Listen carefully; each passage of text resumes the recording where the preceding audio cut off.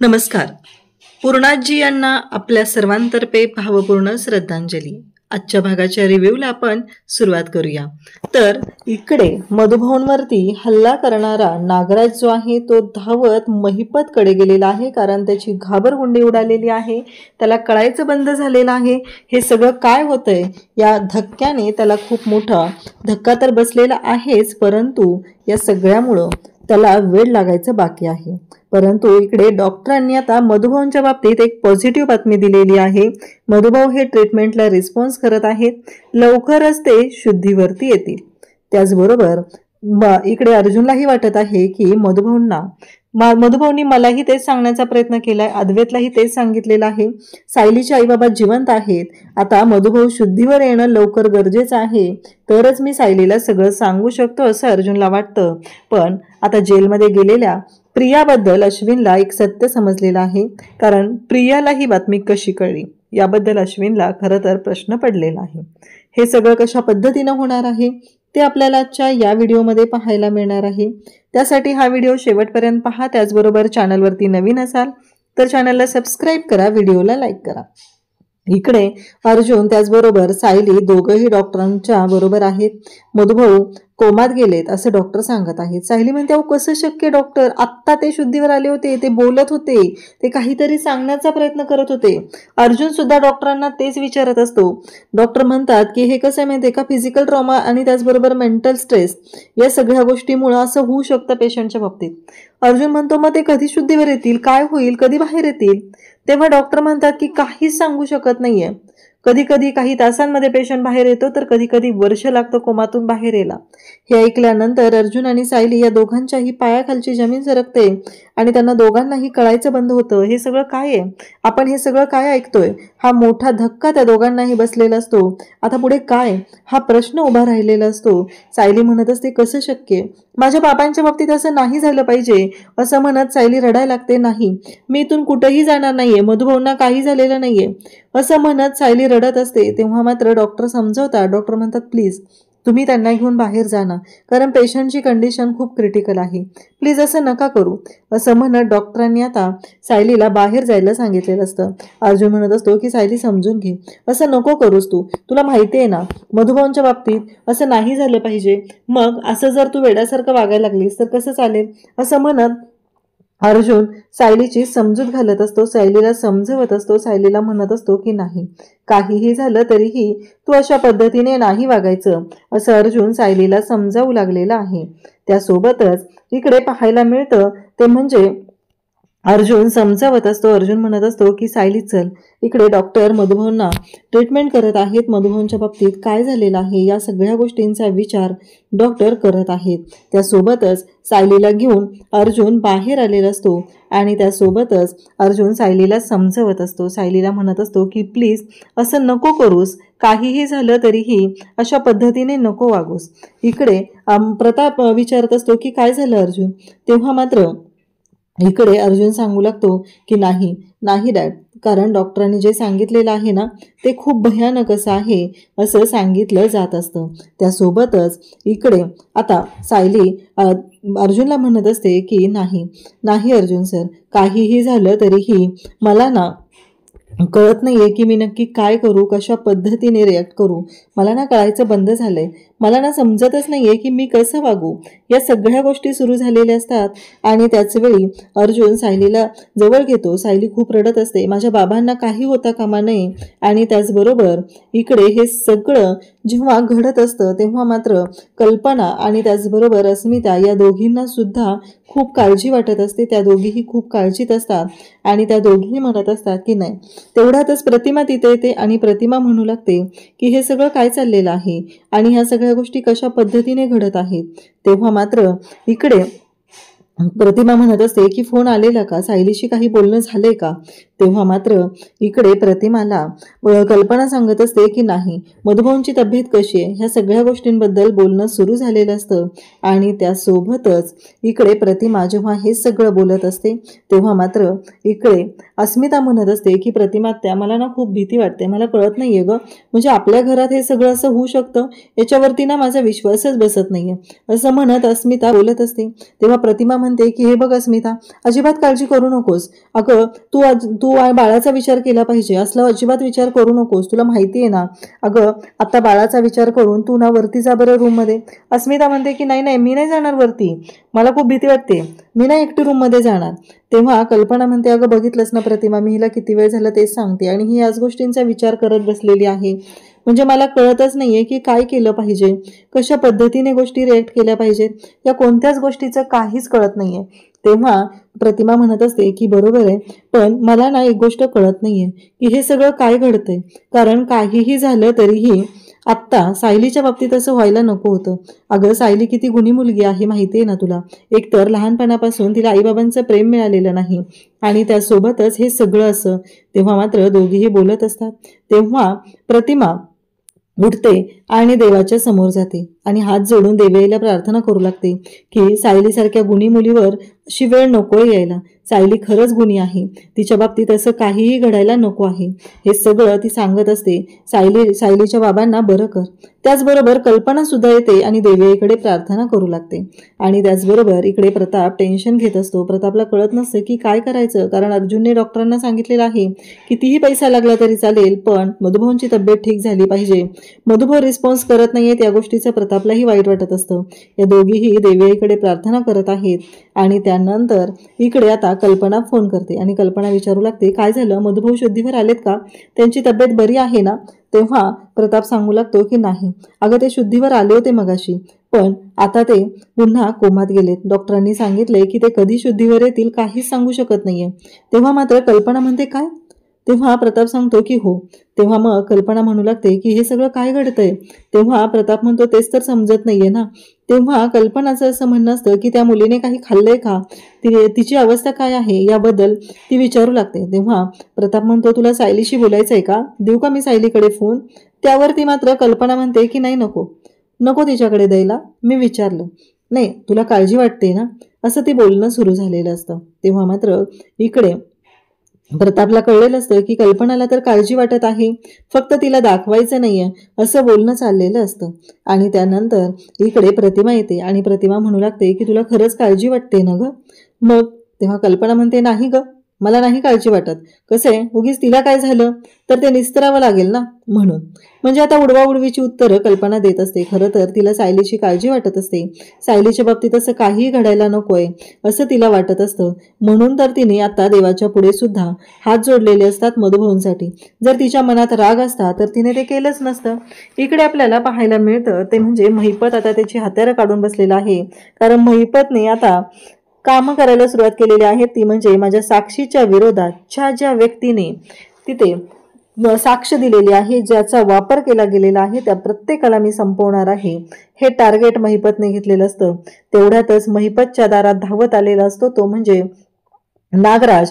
नागराजला पाहून महिपतला धक्का बसतो आणि महिपतने तर इकडे बंदूक रोखलेली असते. नागराज घाबरलेला असतो ऑलरेडी आणि महिपतने बंदूक रोखल्यामुळं नागराजला कळायचं बंद होतं हे सगळं काय घडतंय हा प्रश्न नागराजला पडलेला असतो. तेव्हा नागराज म्हणत असतो महिपत हे काय चाललंय, पण महिपतला त्याहीपेक्षा मोठा धक्का बसलेला असतो तो म्हणजे की हे सगळं काय घडतंय, कारण नागराजच्या हातामध्ये सुर आहे, नागराज असा का आलाय धावत हा प्रश्न महिपतला पडलेला असतो.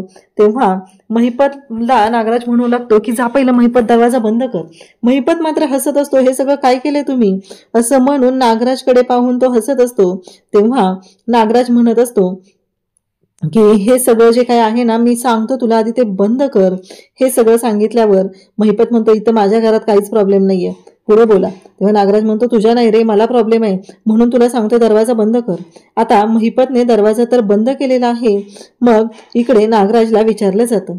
डॉक्टर आता मधुभाऊंना पुन्हा चेक करतात, कारण डॉक्टर आता इन्स्ट्रक्शन देत आहेत. त्या नर्सेस आहेत त्यांना सांगत आहे आणि त्यासोबतच नर्सला डॉक्टर म्हणत आहेत की जे आपले नवीन न्यूरोलॉजिस्ट येणार होते ना, स्पेशलिस्ट, त्यांना बोलवून घ्या.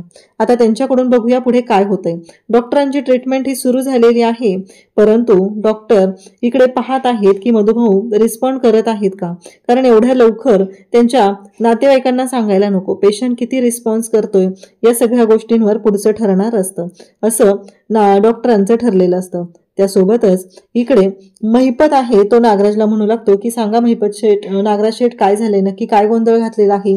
तेव्हा नागराजला म्हणतो की काय झाले, कोणाचा मर्डर करून आलात तुम्ही, काय केलंय, कुणाला टपकवलंय, असे अनेक प्रश्न आता महिपतला पडलेले असतात आणि त्या प्रश्नांची उत्तरं इकडे महिपतला हवी असतात. तेच महिपत विचारू लागतो. महिपतने विचारल्यावर नागराज सांगू लागतो की हो, मी करून आलोय काम एका माणसाचं, मी मधुभाऊंना उडवून आलोय. हे ऐकल्यानंतर मात्र इकडे खूप मोठा धक्का बसलेला असतो. महिपत म्हणतो काय? तेव्हा नागराज आता घडलेला सगळा प्रकार सांगू लागतो, कारण नागराजने येताना हातामध्ये तो फोटो आणि सुराही आणलेला असतो. नागराज सांगू लागतो की त्या म्हाताऱ्याला कळलं होतं की खरी तन्वी सायली आहे ते, मग त्याला टपकवण्याशिवाय काहीच पर्याय नव्हता, म्हणून मी हे काम केलेलं आहे. आणि त्याचबरोबर मी हे सगळं जे केलेलं आहे ना ते आपल्यासाठीच केलेलं आहे. तेव्हा मात्र इकडे नागराजचं हे बोलणं ऐकून महिपत मात्र म्हणत असतो की खरंच नागराज शेठ जबरदस्त काम करून आलेला तुम्ही आज. तेव्हा नागराज म्हणू लागतो की काय करू ह्या चाकूचं, हा चाकू हे सगळं सोबत आणले मी, काय करू याचं, असं म्हणत नागराज विचारू लागतो. तेव्हा मात्र महिपत म्हणत असतो की तुम्ही एक नंबर काम केलेलं आहे, अजिबात विचार करायची गरज नाहीये, असंच करायचं आहे आपल्याला. आणि जावा बरं. आणि ते त्यांच्या नोकराला महिपत बोलवतो आणि म्हणतो ए रे, हे घेऊन जा आणि ह्याच्यावरचे जे फिंगरप्रिंट आहेत ना ते लपवून टाक.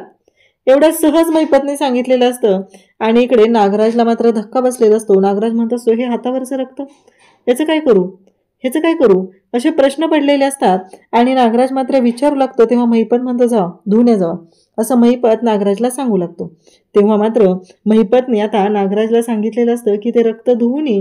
नागराज ते रक्त धुण्यासाठी जातो आणि त्यासोबतच महिपतला एवढा आनंद झालेला असतो की कधी एकदा ही गोष्ट मी साक्षीला सांगतोय असं महिपतला झालेलं असतं. आणि आता साक्षीला कॉल केलेला असतो. साक्षीला सांगत असतो की तो जो मधुभाऊ होता ना त्याला टपकवलेला आहे, एक एक एक एक असंच करून संपवणार आहे, कारण काहीही झालं तरीही या कोणालाही जिवंत सोडणार नाही. हे सगळं महिपतचं बोलणं असतं. तुझ्या विरोधात ज्या ज्या कोणी साक्ष दिलेली आहे, तुला ज्या ज्या व्यक्तीमुळे जेलात जावं लागलेलं आहे त्या सगळ्यांचा खात्मा होणार आहे, असं महिपत बोलत असतो. तेव्हा मात्र इकडे पाहायला मिळतं ते म्हणजे अश्विन प्रियाला भेटायला आलेला असतो. अश्विन प्रियाशी बोलत असतो. अश्विन प्रियाला म्हणत असतो की काय झालंय नक्की. तेव्हा प्रिया म्हणत असते की एक एक होतंय, मला कळतच नाहीये. आता हे मधुभाऊंच्या बाबतीत अश्विनला मात्र धक्का बसतो. मधुभाऊंच्या बाबतीत म्हणजे हिला कुठून कळली मधुभाऊंची बातमी, हा प्रश्न अश्विनला पडलेला असतो. अश्विन तिला विचारू लागतो.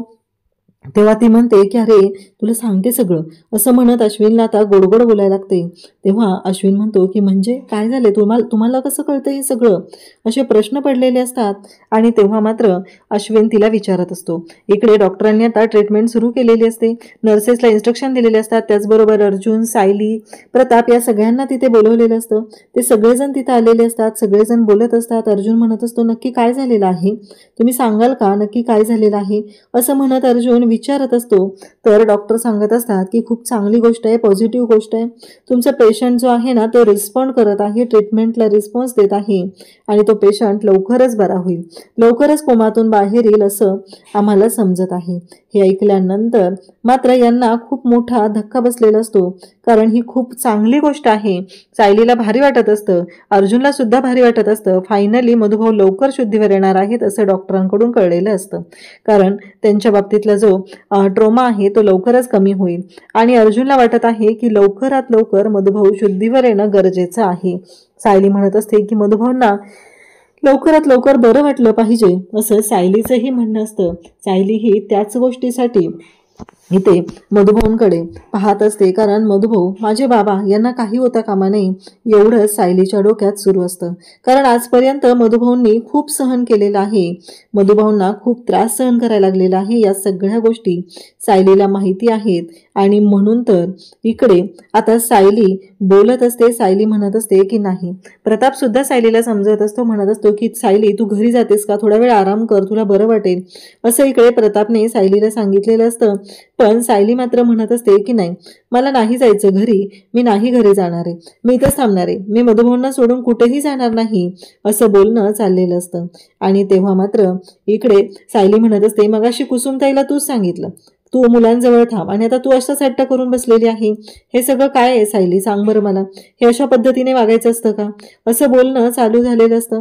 आणि तेव्हा मात्र इकडे अर्जुन म्हणत असतो की नाही, मधुभाऊ लवकरात लवकर शुद्धीवर येणं खूप गरजेचं आहे, जर मधुभाऊ शुद्धीवर आले तरच हे सगळं क्लिअर होणार आहे. अद्वैतलाही मधुभाऊंनी तेच सांगितलेलं आहे आणि त्याचबरोबर मलाही मगाशी मधुभाऊंनी तेच सांगण्याचा प्रयत्न केलेला आहे. त्यामुळं मधुभाऊ शुद्धीवर आल्याशिवाय या कोणत्याच गोष्टी मी सायलीला सांगू शकत नाही. अशा पद्धतीने अर्जुन बोलत असतो, त्याच्या डोक्यात विचार सुरू झालेले असतात. इकडे अश्विन म्हणत असतो की तुला कसं कळलं मधुभाऊंच्या बाबतीतलं. तेव्हा प्रिया म्हणते की तुला काय वाटलं अश्विन, इथे असल्या खबरी येत नसतात का, इथे सगळं कळतं. महिपतने इथला एक जो कॉन्स्टेबल आहे ना पोलीस, त्याला मॅनेज केलेला आहे आणि त्याच्याकडूनच ही बातमी कळलेली आहे. कारण महिपतने इथे साक्षीला पोलीस स्टेशनमध्ये म्हणजे जेलमध्ये मोबाईल दिलेला आहे आणि महिपतने फोन करून ही गोष्ट सांगितलेली आहे. तेव्हा मात्र इकडे प्रियाचं हे सत्य आता समजलेलं असतं आणि तेव्हा मात्र इकडे अश्विन म्हणत असतो, काय सांगतेस तू हे सगळं तन्वी. तेव्हा प्रिया म्हणत असते की हो अश्विन, मला काही झालं तरी मधुभाऊंनी मला लहानाचं मोठं केलेलं आहे, मला मधुभाऊंना भेटायचं आहे, मला मधुभाऊंकडे जायचं आहे, असं म्हणत आता प्रिया रडायचं नाटक करत असते. प्रिया म्हणत असते की मला मधुभाऊंना भेटायचंच आहे, जोपर्यंत मी मधुभाऊंना भेटत नाही तोपर्यंत मला बरं वाटणार नाही, हे सगळं बोलणं चाललेलं असतं. आणि तेव्हा मात्र इकडे प्रिया म्हणत असते की ते पॅरोलर का काय असतं ना अश्विन, ते मला सोडव ना, तू तिकडे मला घेऊन चल ना, मला मधुभाऊंना भेटायचं आहे, असं म्हणत हात जोडून प्रिया इकडे अश्विनच्या समोर नाटकं करत असते. रडायची नाटकं तिची सुरू झालेली असतात. सायली, अर्जुन त्याचबरोबर प्रताप तिघही बाहेर थांबलेले असतात आणि ते बोलत असतात. तेव्हा मात्र सायली म्हणत असते की काय झालंय हे सगळं का केलं, माझ्या बाबांच्या बाबतीत का, त्यांनी काय कोणाचं वाटोळं केलेलं होतं, त्यांच्या बाबतीत हे सगळं का होतंय, असे अनेक प्रश्न सायलीला पडलेले असतात आणि सायली ते विचारत असते. तेव्हा मात्र इकडे अर्जुन म्हणत असतो की सायली शांत हो. सायली म्हणत असते की पोलीस त्यांचं काम कधी करतील तेव्हा त्यांना करू द्या, पण मी आता शांत राहणार नाही, काही झालं तरी त्या महिपतचा हिशोब चुकता मी करणार आहे, मी त्याला सोडणार नाही, असं सायलीच्या डोक्यात चाललेलं असतं. आणि त्यासोबतच सायली आता म्हणत असते की मी आता जाणार आहे, असं सायली विचार करत असते. तेव्हा मात्र अर्जुन आता विचार करू लागलेला असतो की हे सगळं काय आहे, कारण हे सायली काय बोलते. तेवढ्यात डॉक्टर येतात आणि डॉक्टर सांगतात की तुमच्या पेशंटमध्ये खूप छान इम्प्रूव्हमेंट होत आहे आणि तुमचा पेशंट ट्रीटमेंटला खूप छान रिस्पॉन्ड करत आहे. हे ऐकल्यानंतर अर्जुन, सायली त्याचबरोबर प्रताप या तिघांनाही खूप आनंद झालेला असतो. अर्जुन म्हणतो की खरंच मधुभाऊ लवकर बरं होणं खूप गरजेचं आहे, सायलीपेक्षाही माझ्यासाठी खूप गरजेचं आहे, कारण सायलीला तिच्या आईबाबांना भेटवायचं आहे, मला सायलीला तिच्या आईबाबांचं सत्य समजलं पाहिजे, असं अर्जुन बोलत असतो. सायलीच्या चेहऱ्यावर सुद्धा तो एक आनंद असतो, तो आलेला असतो आणि सायली खरं तर खुश झालेली असते आणि मधुभाऊ ज्या पद्धतीने बरे झाले पाहिजेत ही गोष्ट मात्र तेवढीच खरी असते. सायलीनं आता ठरवलेलं आहे की मी त्या महिपतला सोडणार नाही. सायलीनं एवढंच डोक्यात घेतलेलं आहे आणि काहीही झालं तरीही मी त्या महिपतचा खेळ खल्लास करणार आहे, असा विचार सायलीच्या डोक्यात सुरू झालेला आहे. आणि मग सायली आणि अर्जुन दोघंही महिपतकडे आलेले असतात आणि सायली महिपतला म्हणत असते की का तू माझ्या बाबांच्या जीवावर उठलेला आहेस, का असं केलेलं आहेस, असे प्रश्न इकडे सायली विचारत असते. तेव्हा मात्र महिपत म्हणत असतो की मी काय केले. तेव्हा सायली म्हणत असते त्यांचं नवीन आयुष्य ते सुरू करत होते, दोष तुझ्या मुलीचा होता, पण तुझ्या मुलीला त्याची शिक्षा मिळाली याचा त्रास तू का करून घेतलास आणि त्याचा त्रास आम्हाला का देतोस तू, असं इकडे सायली बोलत असते आणि महिपतला जाब विचारत असते. तेव्हा मात्र इकडे महिपत म्हणत असतो की मी काही केलेलं नाही, असं म्हणत महिपत सायलीच्या अंगावर धावून जातो. तेव्हा मात्र इकडे सायली आणि अर्जुन दोघंही तिथे आलेले असतात. अर्जुन त्या क्षणी महिपतला अडवतो, कारण नाही, काहीही झालं तरीही हे सगळं होता कामा नये. कारण सायलीच्या बाबतीत जर महिपतने काही वेळविपरीत केलं तर अर्जुन मात्र त्याची वाट लावणार, हे तेवढंच खरं असतं. अर्जुन तिथे आता सायलीच्या मदतीसाठी गेलेला असतो. अर्जुनने त्या क्षणी महिपतचा गळा पकडलेला आहे, कारण सायलीच्या अंगावर धावून जाण्याची हिंमत महिपतने केलेली आहे. ही गोष्ट वाटते तेवढी सोपी नाही. महिपतला वाटलं असेल तो काही करेल, पण नाही, तो काहीच करू शकत नाही, हे मात्र तेवढंच खरं आहे. कारण महिपतने जर काही चुकीचं केलं तर तिथे मात्र वाट लागणार आहे, ती म्हणजे महिपतची. आता सायली आणि अर्जुन पेटून उठलेले आहेत, कारण सायलीच्या बाबांच्या जीवावर तो उठलेला आहे. ही गोष्ट वाटते तेवढी सोपी नाही. महिपतला वाटलं होतं की असं काहीतरी करावं, पण इथे नागराजने मात्र खूप मोठी माती खाल्लेली आहे आणि नागराजने हे सगळं केल्यामुळं नागराजच आता याच्यामध्ये अडकत जाणार आहे. अशाच अपडेटसाठी चॅनलशी कनेक्ट राहा. थँक्यू.